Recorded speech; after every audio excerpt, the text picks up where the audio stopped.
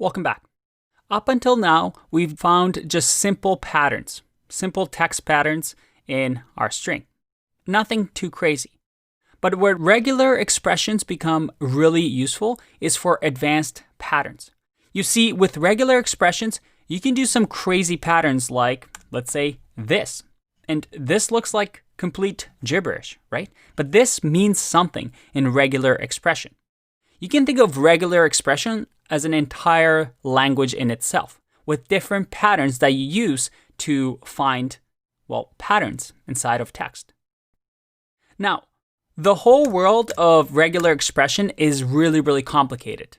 As a programmer, I don't expect you to learn all these patterns. You can see some of them here. We have special sequences that mean something, like /d returns a match where the string contains digits, number from 0 to 9. You have things like sets over here, where if you type in a regular expression this, it returns a match for any characters, alphabetically between A and Z, whether they're lowercase or uppercase.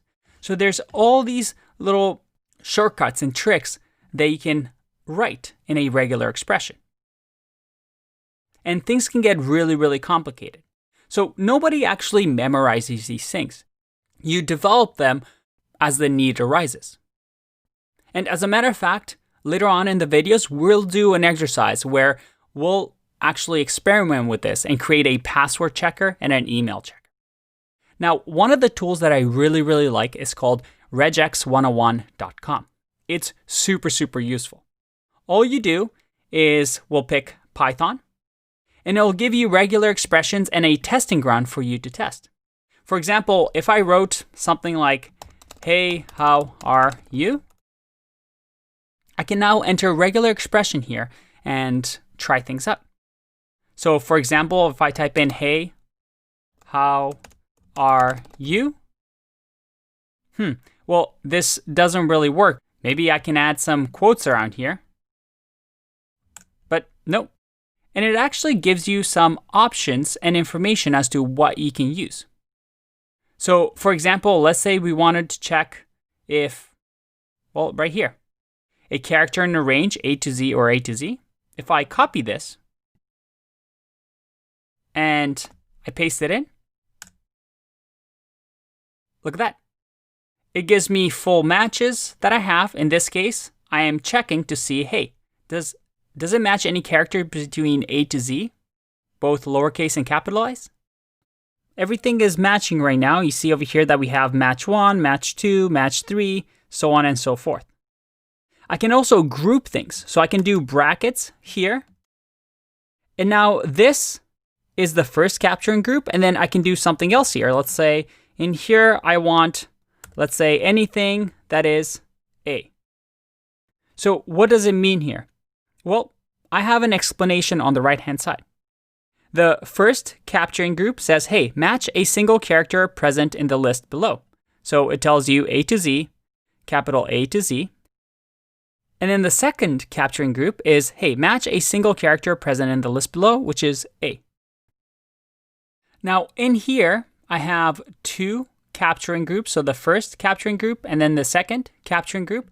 If I add a dot here, which is a special meaning in regular expression, if I hover over, you see that it matches any character except for line terminators. So what am I doing here?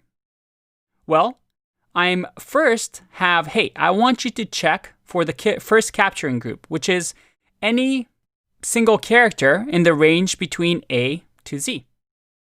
And then after that, I want any character. And then after that, I want you to search, well, for any matches of A. So this is what we match for.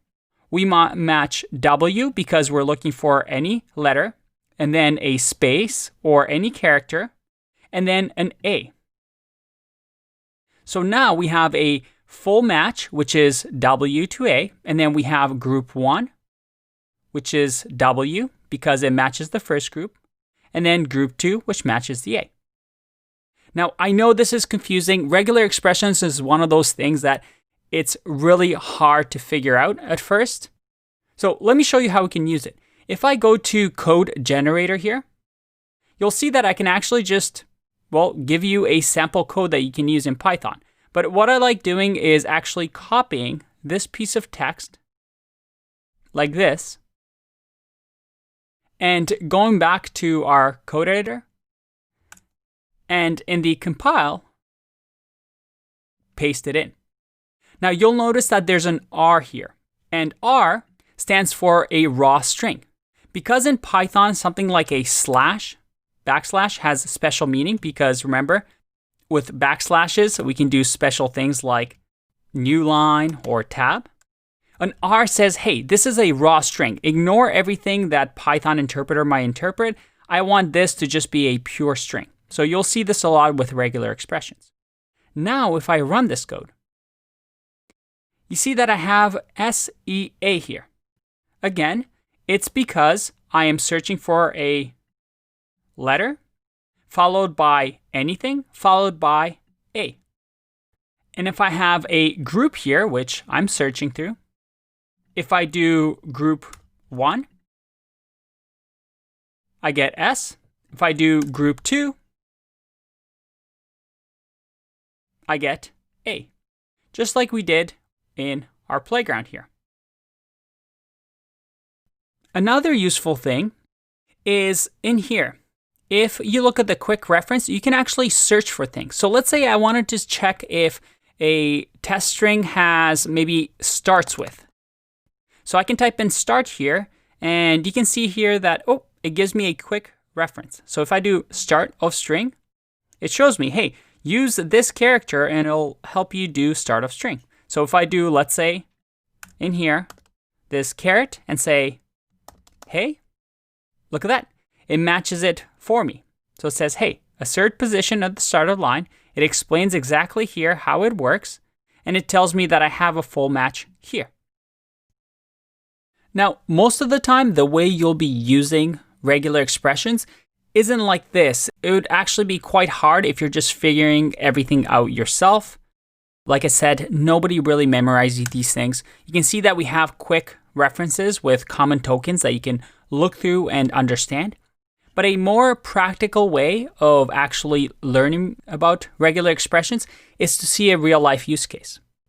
Now, I'm going to leave some exercises for you that you can do if you want to learn about some of the common patterns. From my experiences, this is not something that anybody's going to ask you about in an interview. You don't really have to memorize regular expressions. You just need to know what they do. So try the exercises if you want. Otherwise, I'll see you in the next video to show you exactly how you would use regular expressions in a real life scenario. I'll see you in that one.